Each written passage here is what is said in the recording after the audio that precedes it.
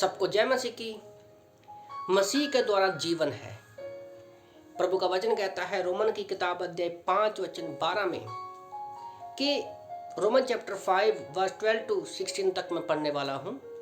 Romeo 5 12 से 16।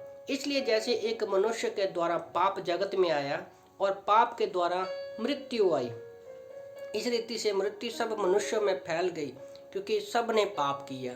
तो पाप कहाँ से आया? हम यशायाह 14 में देखते हैं कि जब लूसीफर ने परमेश्वर का विरोध किया, उसके ऊपर अपना सिंहासन लगाने की इच्छा की, उसकी खुद की इच्छा से घमंड पैदा हुआ और वहीं से पाप की शुरुआत हुई। और जब परमेश्वर ने आदम हवा की रचना की तो शैतान ने उनको बहकाया और वहां से पाप की शुरुआत हुई।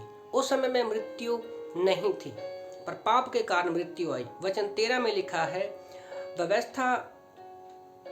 व्यवस्था के दिए जाने पर पाप जगत में तो था, परंतु जहाँ व्यवस्था नहीं वहाँ पाप नहीं जाता। जहाँ व्यवस्था नहीं वहाँ पाप गिना नहीं जाता। तो भी आदम से लेकर मूसा तक मृत्यु ने उन लोगों पर भी राज्य किया जिन्होंने आदम जो उस आने वाले का चिन्ह है अपराध के समान पाप ना किया। पर जैसी अपराध की दशा है वैसी अनुग्रह के वरदान की नहीं, क्योंकि जब एक मनुष्य के अपराध में बहुत से लोग मरे तो परमेश्वर का अनुग्रह जो उसका जो दान एक मनुष्य के अर्थात यीशु मसीह के अनुग्रह से हुआ, बहुत से लोगों पर अधिकताई से हुआ।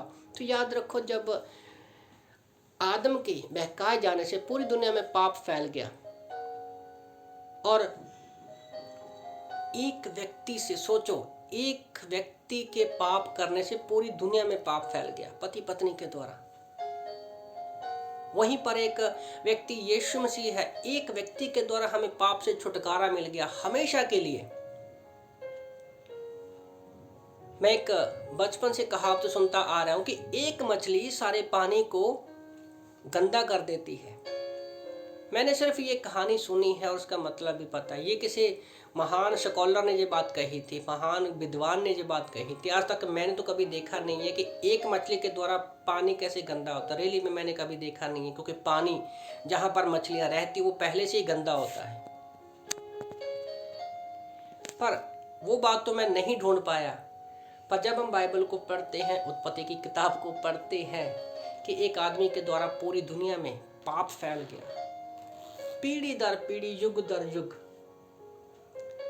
पर वहीं पर एक व्यक्ति के लहू बहाने से यीशु मसीह के द्वारा जो पाप के कारण हम मौत की तरफ गए, मौत की सजा हमें मिली, वहीं पर हम पर अनुग्रह परमेश्वर का बहुतायत से हुआ।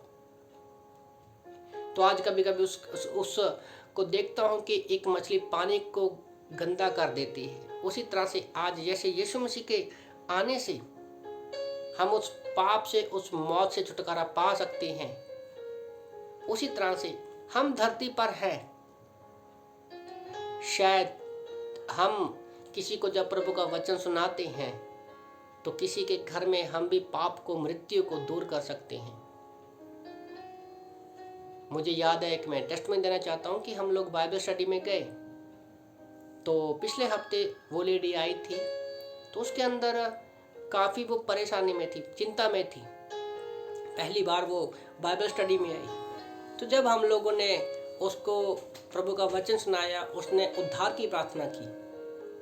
उसके बाद पूरा हफ्ता उसका अच्छा गया और फिर हम लोगों को जब एक हफ्ते के बाद हम लोग दोबारा से मिले तो पूरा परिवार खुश था और पूरे परिवार ने यीशु मसीह के ऊपर विश्वास किया। तो रियली में एक घर में जब हम शांति लेकर आते हैं, उनके दिलों में शांति आई। उसका हस्बैंड जो था वो लाखों रुपए खर्च कर चुका था अपनी पत्नी के ऊपर, कई सालों से उसको बीमारी थी, पर कोई भी बीमारी का मेन रीजन क्या है वो पता नहीं था।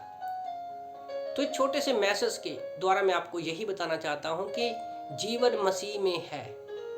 जब हम उसमें चलते हैं तो परमेश्वर लोगों के दिलों में शांति देता है, और जब दिलों में शांति होती है तो वही शांति परमेश्वर दूसरे लोगों के दिलों में भी शांति लेकर आता है। आमीन।